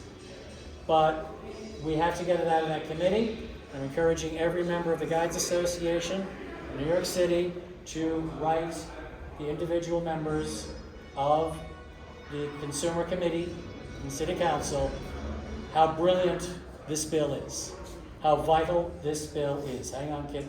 Just one sentence for the new people. Oh, that's right. Yes, there are a few who don't know what the bill is. This, you know, they tossed the tour guides off the double-decker buses. Buses came back, guides didn't. We've been playing with this legislation to require the presence of a licensed guide on the upper deck of a double-decker bus when it is in service. By law, not by company fiat. The handout I have has talking points. Briefly, what's the issue? We're selling it from consumer protection. When the tour buses started up again, they didn't reduce the fares, their price of admission, even though they took the guides out. So that tired, not very funny, not very informative, manually operated narrative is what they're paying for. It stinks. You can look at TripAdvisor. So we have a consumer protection issue here. We have passenger safety. No one is supervising on the upper deck of a double-decker. Nobody, except when the driver has an opportunity to look up at the closed-circuit TV while he's driving. We also point out we have to protect the pedestrians on the streets of New York. A bus driver navigating streets with open streets going on, with block fares, with bicyclists. Shouldn't he be watching the street instead of a CCTV? There's also the protection of the tourism industry. The real estate industry in New York is in deep trouble because of COVID. Average office tower occupancy, 55%. That's a loss of 45%. That affects tax revenue. The city's budget is a disaster. Tourism, that industry that the city has loved to hate since day one, this is our opportunity to shine and to gain the recognition we so desperately need. So the talking points are laid out on the handouts. We want to get them out to every member of the Council's Committee on Consumer Affairs and Worker Protection. Oh, and also a really nice one, a no-brainer, it's really simple. Everybody send a quick email to Gail Brewer, District 6. Thank you. And I'll do questions in just a second. So, just real quick, the members of the committee, just so you know, Velasquez, Botcher, Menon, Brewer, Abreu, Farias, Krishnan, Juan, Jose. Those are the members of the committee, and if one of those names is yours, get on your email. Even if not, get on your email. So send Brewer the thank you. And every member of the committee an encouraging email, the talking points I'll hand out. Yes? So you put a sample letter on the Facebook page? I just said I've got talking points for everybody. On the Facebook page? Not yet. Well, Not yet. Okay. It's not there yet. I'm here now doing it. Okay. Can you just repeat the bill number? The names on the committee? No, the bill number. Oh, 1009. No letter, just 1009. So we've done that. Oh, yeah, we've also found out that some of the bus drivers have started to give tours since there's no guide on the bus. Flat out violation of the city's administrative code. That's also the talking point. Okay, so any questions about the new bill? Yes? Where would the funding for the salary for the guides be coming from? Is it coming from the city of New York? Like, who would pay the guides? No, but there's private companies. Oh, the private bus. Big Bus and Top View. Right. We want to get these guys, we want their jobs back. Right. Oh, that does remind me. When you write your email, phrases you should not use. Guides have earned this job. Worker protection. No, that scares the bejesus out of conservatives. They freak out. It's throwing up something that they can push back on. So don't give it to them. We've got plenty of proactive talking points. We know we've earned them. We know it's worker protection. Why not? It's also protection to the people and the industry that is tourism in the city of New York. Matt. There was some discussion, I believe, of the language in the bill with the question of the word employee versus the word guide. Summary. Summary says employee. The actual language? The actual legal language refers to that line in the city's administrative code that says sightseeing tours have to be given by a licensed guide. Beautiful. So that's your segue if that's what you're worried about. Yeah, go ahead. No, I was just going to say, Patrick, you will get an announcement, you'll get details about this, the sample kind of letter. If you have questions, just email governmentrelations@GANYC.org because we also still have a lot more to cover because actually another really important thing to talk about. So you will get those samples and, like you said, the talking points are up here as well. Okay, and the last item. At our last meeting, talking about a meeting with Representative Nadler. Nadler's office provided us what is called a congressional courtesy, an introduction to Daniel Goldman's office. Goldman's office, in Goldman's office, jurisdiction for the Statue of Liberty. Guys have complained about the imposition of the new rules now since before COVID. I asked for your horror stories. I put a note out on Facebook, send me your horror stories. Let me put this package together so we can take it to Goldman's office. We have that on track. I got 2 responses. If you think I'm wasting the political capital on 2 responses, that's not happening. Again, this is going to go out on social media tomorrow, but I encourage everyone, I need the stories. The Rangers who gave you a hard time, the Rangers who cut you off, the Rangers who embarrassed you in front of a guest. All of it. Don't tell me now.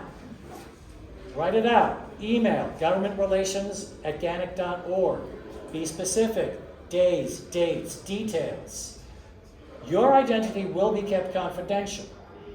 I'm not going to run to the Park Service and say, you were mean to Matt Baker that day. No. But I need to be able to say, Ranger X spoke to a licensed guide in the following manner. And embarrassed, the guide acted unprofessionally, diminished the quality of the experience of a visitor to one of the greatest symbols of liberty the world knows. Is this what we're supposed to be proud of, NPS? I want to open up a dialogue with NPS again. So if you've got the stories, if you know somebody who's got the stories, send them to me. Even if they're not GANYC members. I just care that they're licensed. That's all I care about. I want the stories. governmentrelations@GANYC.org. All of this going up on social media tomorrow. Questions on the last item? Yours, Madam President. Yeah, we really need those stories, the detailed stories of, like being chastised or being yelled at, all that kind of stuff, and to explain it. And even the horror stories of like when it's boiling hot or freezing cold and you can't help your students. Children are suffering, elderly are being stressed out, all that kind of stuff. We need the good stories. All right, so next, industry relations. Harvey David. I represented GANYC and I attended the New York Society of Association Executives annual meeting, which was held at the Marriott Marquis in Manhattan. The event is designed for associations to meet with venues offering meeting space and offer educational programs for association executives. As GANYC is a member of NYSAE, there was no registration fee or other cost. As a matter of fact, for participation there, they invited me to be on the committee planning next year's meeting. Contact was made, Contact following a year's break because of COVID was reestablished with the Society of Illustrators by myself to arrange a site inspection at the museum and a possible monthly meeting next year. Arrangements for this meeting tonight were made by the Industry Relations Committee. I made contact with Charlie Lohr. He's a concierge at the Peninsula New York Hotel, and he's vice president of the New York City Association of Hotel Concierges to discuss ways both our organizations could work together. Lohr will present info about GANYC to his board and also request an invitation for me to attend the member meeting on May 22nd. I might mention I've been after the Concierge Association just to make contact for about 3 years now. No one's ever responded by emails or telephone calls. This is the first person who responded, and he responded and told me he knew nothing about GANYC. So we're keeping up our approach to the Concierge Association. GANYC received an invitation to attend the tour operators open house at BAPS, B-A-P-S, Shri, I don't want to pronounce this, an Indian name, in Robbinsville, New Jersey, on Wednesday evening, May 10th. Their perspective, the organization who invited me as a prospective member, industry partner of GANYC, that's Ashkar Travel, or Ashkar Tours, and so I responded and said, yes, I would attend, and I checked our inventory of members to find out who speaks Hindi. We have one member who speaks Hindi. So I contacted her. Her name is Neopama Zaveri, and she's going to attend with me also. So, unfortunately, due to budget constraints, we were unable to send a representative to the New York State Tourism Industry Association annual meeting in Owasso, New York last month. And the Industry Relations Committee will meet with the board to discuss future attendance at other major industry events. Upcoming membership meetings will take place, the following venues. June, the Montauk Club in Brooklyn. July, MCNY in Manhattan. August, Wave Hill in the Bronx. And that's going to be on a Thursday, the second Thursday in August. That's the only night they can really accommodate us. In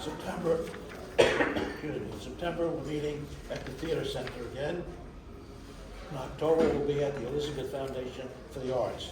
November is still to be determined, and December will be at Old Patrick's in Little Italy. Susan? The Museum of the City of New York is going to also On Thursday also? Thursday, yeah. They're open late Thursday. One reason we meet at these places that offer us Thursday rather than Wednesday, either they're closed on a Wednesday, or if they're open, they don't charge us for extra security or AV. So we take the Thursday night. Okay, and a few other things. Site visits, we're working on Carnegie Hall for a site visit, and also the Martinique Hotel. Plus, on May 25th, the visit to the Elizabeth Foundation of the Arts. So, the Industry Relations Committee is working on your behalf, and I thank you. Any questions? Good. Thank you. All right, so next item to report by me. Crazy. The IT committee is working on the website. It may seem like nothing's going on, but we are working. Kate and I had a meeting Monday with our developer. So it's progressing. The homepage has been redesigned. We've got sort of 4 sections that will appear very clearly to make sure people will understand it when they're looking at the website. Visitors, members, tour operators, and industry partners. You can see it right there. We also are working on changing some of the copy. And on photos, we're getting some wonderful photos from AJ, who actually is going to come up. All right, so everybody knows who AJ is. Everybody knows who AJ is. But what we want to do, so when you open the new home page, we've got a nice big hero image. It's going to be one of AJ's glorious photos. And then we have a, hire a guide or find a guide. We've got that image right there. It's sort of a generic kind of image of a tour guide-y looking person doing tour guide-y looking stuff. You guys are tour guides. You're wonderful models. And you're very photogenic. Very photogenic. So AJ would like to take photos of tour guides in the wild, at work, doing their thing, to use for our website. So we don't use a Shutterstock image of the tour guide-y lady doing tour guide-y things. We have actual tour guides, actual GANYC members at work. So if you are interested in being a model for our website, if you're giving a tour coming up, get in touch with AJ. We'll post this. You want your contact information. So people can go right to IT, and I'll forward it to AJ. So it@ganyc.org. So, get in touch with AJ. You say, I'm giving a tour this day or that day. And you can have him introduce himself to your group and say, we're going to use tours for our website. If you don't want to be in the picture, he will not take your picture. If you don't mind, well, you can be on the website too. But it's really to focus on the tour guides more than anything else. Maybe backs and heads and tour guides themselves. All right. So AJ is going to be your guide for that. They should have a waiver. We can make a waiver. Even those, I have a friend who's an IP lawyer who's like, yeah, anybody can write a waiver, and it's just. Mind if I say a few things? Yeah. Okay, so here's the thing. So, if you email me, please, I beg of you, please send me the days you're doing the tour, because I need to coordinate which days work best. I currently, at the moment, I'm working Wednesday mornings and all day Friday and Saturday, so those 3 days are, 2 days are out of the question, 1 day is negotiable. So if you are working any of those other days, please let me know at what time, so that way I get there on time.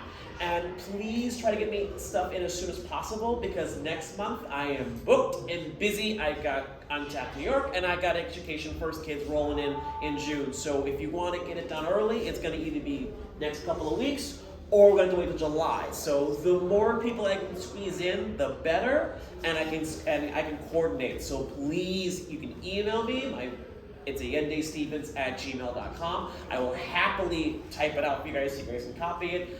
My phone number is 917-284-4300. Text me. Or a lot of you guys, I know you're on Facebook, or I have you on Instagram. Do what we the kids do. Slide into my DMs. I'm not kidding. Slide in. Please contact me, because the faster I get in contact with you, the faster I can coordinate with you. I am probably best to get to via the DMs or via text. Email, I do check, although fair warning, I am avalanche with God knows how much, from Act Blue to Untapped to God knows what else, and well, the guy who's going to run against Ted Cruz in Texas. So I get a lot of emails. So if you want to get me ASAP, DM me. Give me your time, give me what tour you're doing, give me the meeting place, and I will work with you from there, and then we'll figure out the waiver thing from there. So thank you very, very much. AJ, what's your number again? 917-284-4300. Yes, I have a business-like phone number. It was a total cork, and it's the weirdest phone number I've ever had. Just repeat it one more time. 917-284-4300. But do it again. Yes. Post it on Facebook. In our members group. Yeah. Yeah. Through. I will post. You can contact if you don't remember that, if you can't find it, IT@GANYC.org, and just put in the subject line AJ photo shoot. Yes. Please and thank you. And also, let's try to keep this going because I kind of want to need Patrick's just 2 people for his enrollment meetings. A little bit more than that. No offense, Patrick. All right. So come on. Work me out. Help me. Last but not least, membership, and then we've got Jeremy. Hi, everybody. So, as we mentioned earlier in the meeting, we're going to try to have events. We're working on this event with Azalea. We'll let you know about that. Bob is working on that, Bob Gilbert.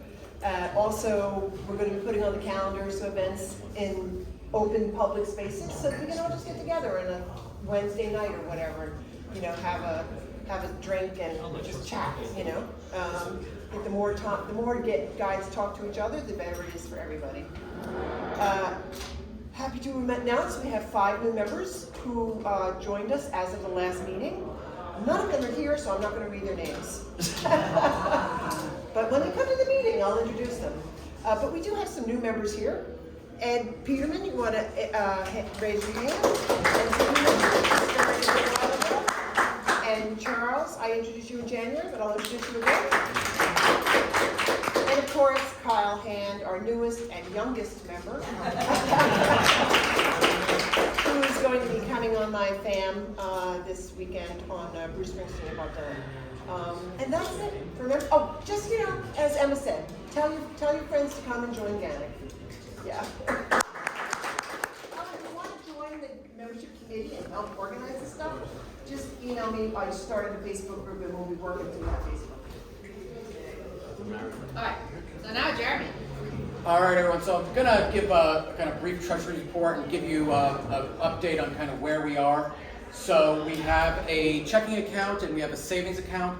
Currently in GANYC's checking account, we have, I think it's $9,034, just over $9,000, and we have a savings account that has $5,000. So roughly we've got about little over $14,000. Now that sounds nice, but the issue is at this time last year, beginning of May, we had double that. Ditto at the end of May 2021, 2 years ago, we had double that, about $30,000. Here's what went wrong, folks. As Emma was saying, when we went into the pandemic, beginning of 2020, we had about 390 members.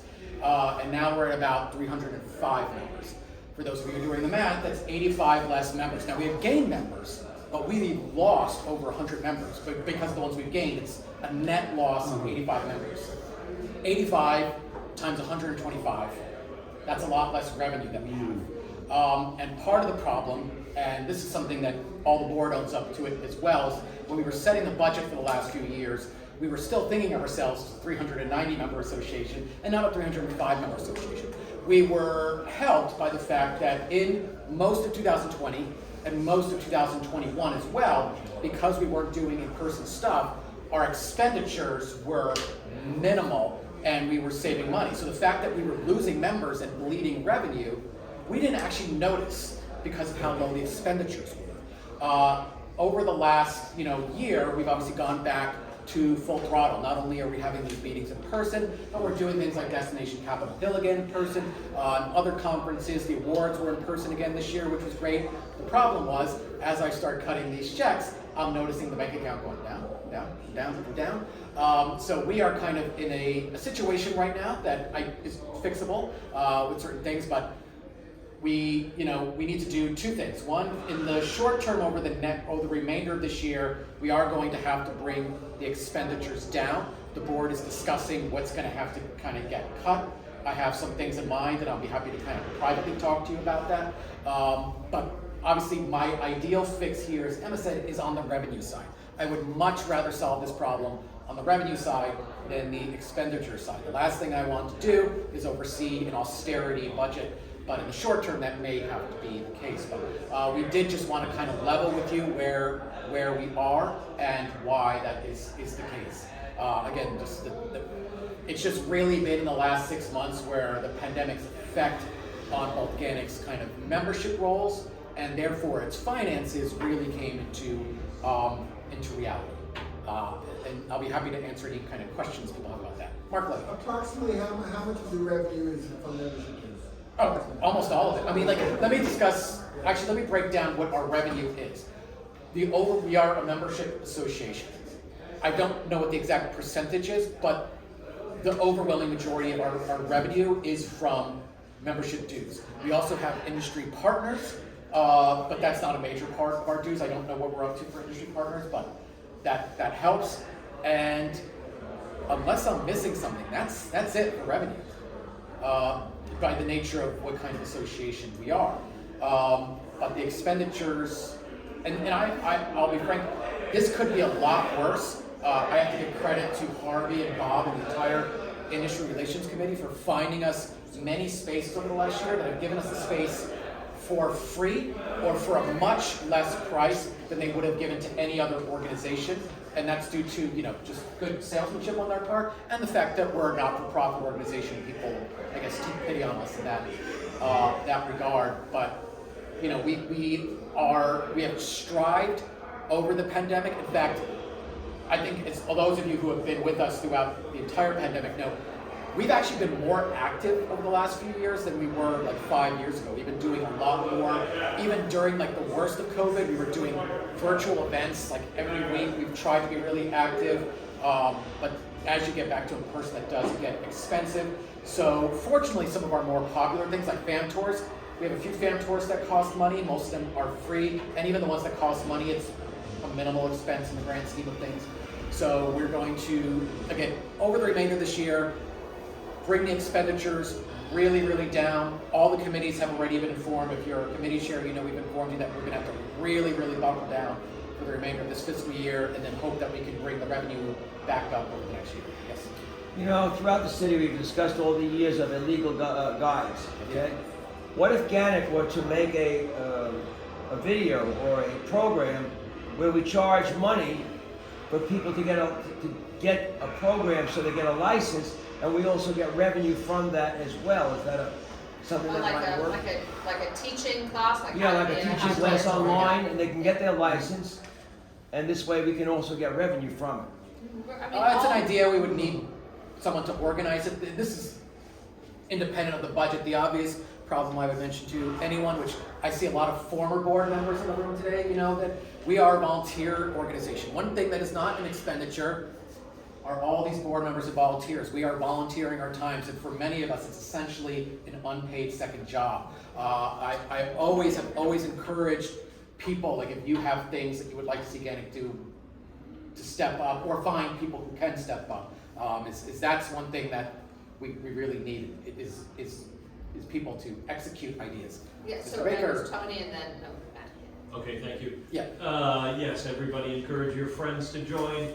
Membership is the most, that brings in the most money. Also, now my wife is on the Skating Club of New York board, and so I see that they have a lot of fundraisers and such. Of course, it's a bit of a different operation there. They have donations. A lot of wealthy people skate, as you probably know. So I'm just saying that perhaps there's fundraiser ideas that you might think of in addition to what Richard said. Sorry. Okay. Matt? I really loved both of the ideas I just heard, and my first thought was also, in addition to bringing in more members, which is obviously the first priority, what are other possible revenue streams? But your point about our being a volunteer organization is extremely well taken as a former 3-term board member. I want to say what I said when I was on the board. Thank you, Richard. Thank you, Tony. You both just volunteered. I also do want to bring up a point that was discussed at a recent board meeting is basic kind of fiduciary responsibility for a not-for-profit as ours says that we must keep as much money in the bank if the organization had to shut down, which we are not planning to do. If the organization had to shut down, you need money to pay off all the contracts, our contract with WeWork and all that stuff, and we calculated that was about $10,000 is the break glass in case of emergency money to fulfill all of our legal obligations to things we have contracts with. And that was always the idea of why we have a savings account in addition to the checking account. So I had always wanted to keep untouched $10,000 in the savings account. If you remember what I just told you about 10 minutes ago, we have $5,000 in that savings account. So part of what we have to do is to replenish that over the next year as well, because while we probably don't need that, to be frank, again, basic fiduciary responsibility says that we should be keeping that money in reserve, not to be touched. And it's just, I had to be realistic because I did go and calculate, even if we don't agree to anything else in terms of what we already know we need to spend between now and the end of the fiscal year is going to be somewhere between $7,000 to $8,000 worth of expenditure. So I just had to kind of pre-calculate where we're going to be. Behind you, Jeremy? Oh, yes. I'm Rosalind. We're 501c3. Six. Yes. Okay. Are we allowed to have a donor page? You know, where we just have it on our website where people, anyone who just, support GANYC, donor page. Having heard that, I have to look at if we can do that as a 501c6. Right. Yeah. We're not a C3. Most trade associations receiving dues operate as C6s. That category also allows us to be the educational advocacy group that we are. And I brought up just recently in the discussion with a 3-term former president. No, three-term former board member. Board member. 1-term president. GANYC uses the funds that we take in to fulfill 2 goals that are articulated clearly in our Constitution. We educate both guides and the outside world about guides, and we advocate for guides. It takes money. But we are going to look into that. So we had Kit and then Nina and then.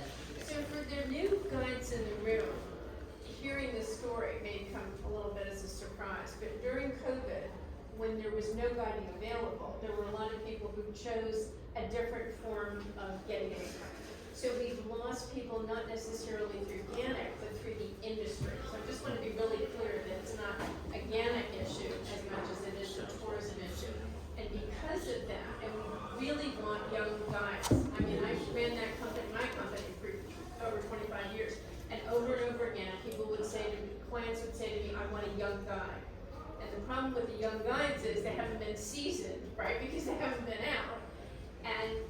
But they want that personality. So I want you to think about who is young, like Kyle, who might want to tiptoe into this field as a secondary income for now and build our membership, whether it's recruiting through universities or just networking through friends in the law firm, because the lawyers, the bankers, if you think about who already has studied a lot of history, because that's really nice. Think about all of the vocational things that you have that a client might want. I had clients that called me and said, I have a client coming in who's an opera buff. So I had to go find somebody who knew New York history, was licensed, and knew a lot about opera. So it's not one field. It's think about in your circle, in your network, and the network of your children or your nieces, who would be a candidate to tiptoe in part-time? That's my big ask. Rather than look for a full-time guide right now, let's do it tiptoeing in. Yeah, I do. Before I take the next question, I do want to step in and say really quick that in the same way that you may remember, we did a survey for all of you active members, what works with GANYC and what doesn't. We did a survey early in the year for people who left GANYC within the last 3 years of why they left. And overwhelmingly, the number one reason was Nothing you guys did. Great organization. I left the industry. There was no point to remaining in GANYC. No hard feelings. Wish you the best. Which is what we assumed. We just wanted to find out. Nina, yes. Yeah, when do we become 50? What year? Because it's very- Next year. Next year. So that, Yes. you know, that is a hook. You know, Yeah. we can get a plaque from the city, we can try to get 500 people. Yeah, It's and have a 50th birthday party, get a cookie plus cake from Carvel or something. Selling points. That's great. All right.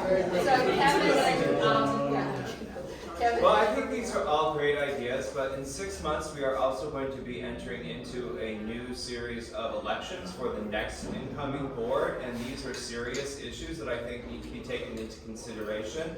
And there is a difference between being a charity nonprofit organization and being one that advocates for tour guides. I think that for a lot of people who have discretionary funds when they're going to give to a charity, tour guides are not going to be at the top of their priority to give a donation. And so even though we're facing our 50th birthday, I think that probably more what should be considered is that any activity that GANYC does has to be expense revenue neutral. And so I think serious consideration should be given to the fact that when people do take a FAM, they give a nominal fee. This will prevent people from just not showing up because they've given $5 or $10, right? And that will help to offset other expenses that are here. That when they are going to things like the awards, or they are going to, and my board members will know we've had extensive conversations about these things, but you know, I think it just for the next incoming board, you have to think about, do we need, especially with inflation, do we need to raise the prices for admission tickets to things like get-togethers for the holidays, or holiday parties and the award ceremony when people are actually paying for those tickets? Our basic fee that we pay for joining as a member of GANYC is paying for that $10,000, right? That cover charge. I think that every committee should basically be trying to think about expense neutral activity. John? So I had one point, and I want to respond to what Kevin said. I think that there are going to be a lot of different thoughts that the board is going to be talking about as they address the next budget session coming in August. And so I think one of the things that you as members ought to be thinking about is communicating with your board members. And so if you think, hey, you know what, we're in some financially difficult times right now, here's where we feel like are some good ideas. Let's talk about charging a nominal fee for FAM tours. Let's talk about potentially raising membership dues by X%. If you feel like that's a non-starter, let your board members know that. We represent you. You should be speaking your voice. This is an important moment in GANYC history. Everybody on the board believes we are going to survive to 50. We believe that we're going to survive far past that. But we are in a difficult moment right now, post-COVID. The other thing that I wanted to mention is that, I agree with Kevin. I am hearing a lot of great ideas, and they take time and money. And right now, I'm looking at a brand new member, someone who I recall very vividly welcoming to GANYC. And this brand new member can speak up if they would like to. But they just brought in a new member. They're not even a 1-year-old member, and they brought in a new member. And I am guessing that probably took all of 15 minutes and cost $0. And Michaela can correct me if I'm wrong. Maybe this was days and days of whining and dining this new guy. There are not a lack of new guides, right? I don't know if you've noticed out on the streets, the numbers of visitors are right back up again. So those guides who retired who left the industry, who left the city, have been replaced by new guides who are not GANYC members. And if we spend the 15 minutes and a little bit of personal energy, that's going to go a really long way. So while I love the energy and excitement about new ideas, I really want to stress how simple and fast it is to raise $125 in about 15 minutes by reaching out to a guide, telling them how valuable GANYC has been for you, how enriching these meetings are on a month-by-month basis, and get those people in the door. It's fast, easy, and cheap, and it's the way that we're going to thrive in the future. Is there any way that we could find out who the newly licensed guides are? Jeremy's on that already. Yeah. So one of the things I've been doing in the 3 seconds of spare time I have every month, I did a Freedom of Information request to the DCA, and they sent me the list of this was a few months ago of all the people who are actively licensed. And what Ann helped with was to curate that, taking out all the people who are active members of GANYC or have recently been members of GANYC. And what we're doing is kind of a mass mailing campaign where I'm sending a flyer that was created by Deb Blau to them, that's being mailed to them, basically saying, like, here's why you should join GANYC. So we are doing active recruitment campaigns, and yes, I did get the DCA to send us. Can I just follow up on that for a second? I just want people to listen to how Jeremy got that information. He needed to file a FOIA request. Yes. That takes time, and that list is already outdated. We are out there in the field. It is really easy for us to show that we are GANYC members with our lanyards and reach out to people who we don't see wearing these lanyards. It's just that easy. It doesn't need to be Jeremy and Deb making a flyer and us spending postage and buying envelopes. It's really within our reach to do this organically and by ourselves. We just have to want to do it. Embrace your inner Mormon. Hello, my name is Elton Baker. Open. Listen, I think we ought to think of the big ticket items. Seriously, if we're 15,000 short, why not consider the annual showcase, sponsors, vendors, another trade show, as we did a few years back? It was that successful that we did pick up a whole number of vendors, and maybe with the newsletter, open it up to advertising. Would that be a consideration? We're open to all and any ideas. And I also just want to clarify that the point of this address isn't to be like, oh, I have no doubt that GANYC will still be doing amazing things 50 years from now. The issue is just really, this is more about being transparent with you as dues paying members, what the board has been discussing over the last 2 months, as just one day I opened up our bank account and was like, and that's just because we're very active, but we're just gonna, again, need to make some adjustments over the next year. Okay, last one for Rita. You have a question? Yeah. Every time I meet a guy, I ask them if they're a member of GANYC, and I tell them, the benefits that we have. And I've written at least one recommendation letter to a member, and most people will say, "Oh yeah, that's a great idea," and I tell them how much work I get from GANYC through the website, and still, people take time.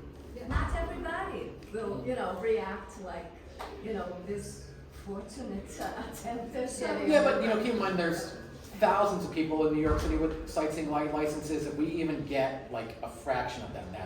That's enough. So really, wear your GANYC lanyard. Be a proud GANYC member. We've got pins. We can give you pins to be GANYC swag savvy kind of thing. But also, mention the advantages, the networking, the fam tours. Insurance. A lot of people I know will join because they want the liability insurance for doing walking tours. So if you're doing a walking tour or you're meeting somebody in a walking tour, you can say, hey, do you have insurance? And they're like, no. It's like, well, you get it, organic, and it's cheap, and you get coverage. That will put the little bug in their ear, and they'll start thinking, maybe I should have insurance. Okay? Those kind of hooks to bring them in. And plus we're super strong. Oh yeah, so they're pins. Yeah, take a pin. People love pins. By the way, folks, the COVID restrictions are over. As GANYC members, you can bring non-GANYC members to meetings now. Yes, absolutely. Yeah, bring them to. Let them hear about FAMs, let them hear about advocacy. And let them hear especially about when we education. have, when we have our, we've got such good speakers like today, we're invited, carte blanche to play in Industry City. That's the cool kind of stuff you can do. So I think we're starting to wrap up. Oh, yeah, sure. Okay, so when I'm working with another association, reflexology, and it's always hard to raise money, but there are some very simple things we can do. So many of us have books at home that we don't want anymore, but they're very good. For guys that want, we have 2 coffees, and we can have like a quick auction. Do you want? And that's how we raise funds. Sure. And make a donation at the end of a meeting. Oh. Put the hat out. We have time for one more question. I saw Andrea had her hand up. so- Okay, on the NYC Tour Guide Facebook page, let's start a hashtag Why I Love GANYC, and maybe a little blurb, or can we do like the profile pictures, like a little thing, I don't know, just a little. Like to make like your little, I'm a proud Just like GANYC the member. things in like unvaxxed. Oh, little badge. When that Yeah. came out, Yeah. or something like that, like Why I Love GANYC, or figure a hashtag out, and just, put it on that Facebook page. Yeah. All right? That's a good idea. All right. But anyway, thank you guys for all your support, and being members. And we'll be updating you because the board is kind of figuring this out in real time. We have one more thing before we wrap up, and that's Mark Levy is going to come up and speak to you about something. And any ideas, remember, board@GANYC.org. Always just send it right to us. Okay, so I'm Mark Levy, a longtime GANYC member. Some of you may know Matt Cummings. Matt Cummings is also a long-term GANYC member. He unfortunately had his leg amputated 2 weeks ago as a result of a series of knee replacements that didn't work. He's currently at HSS. He's in great spirits, and he's really in a jam because he's not eligible for disability or workman's comp, nothing like that. He's a freelance tour guide. So I just spoke to him today. He said he's doing really well. He wanted to thank GANYC for their incredibly generous donation to him. They're incredibly but we're also having an in-person fundraiser May 15th, Monday night, May 15th. It will be featuring music by Andy Sitter, a joke fest by Tony DeSante, Gary Dennis. I'm going to be conducting a mini trivia contest. There will be a tell us your worst tour story, okay, in 3 minutes or less. That's going to cost you, okay. Some of you may know Tom Bernardin, the author of the El Salvador Cookbook. He won't be able to make it on the 15th, although he's donating a series of his books, maps, and T-shirts. There'll also be some other donations, I understand. So it should be a really fun time, and it's a great cause. Matt will be there. In fact, he's going to do a stand-up, sit-down routine. And those of you who think that he's too super, he was telling me one-legged man jokes the day after his surgery. So it's cool. It's in great spirits. So again, it should be a lot of fun. And it's down at the 6th Street Community Center, which is 638 East 6th Street between B and C on the Lower East Side. That's Tony's Okay, so suggested donations $20. All the revenue is all on your own. So also it's bring a book, donate a book, buy a book. So you're gonna bring a book, and if you like another book, okay, cool, and that'll be like $5 each. Kristen Singleton is donating wine from her store, 2 Tastes of Wine, and it should be a lot of fun. So come, great cause, and it's a way that we as a community, and something Emma talked about is that we are the most social people in the world, and we work in a profession where we work alone. And it's an issue for all of us, and supporting ourselves and having this community is really what this event is about. And we'll raise some money, that'll be cool. We'll really show Matt that he's got friends, he's got supporters, and that any of us can be in that situation. Okay? So, May 15th, Monday night, 7 o'clock, we'll be putting out another announcement on the Facebook page. Is that? Yeah, 7 to 9 approximately. Depends on how many jokes Tony has. How many jokes we're going to have there. Okay, we'll see. Real quick. Yeah, we'll see. And it should be a lot of fun, okay? That's all. I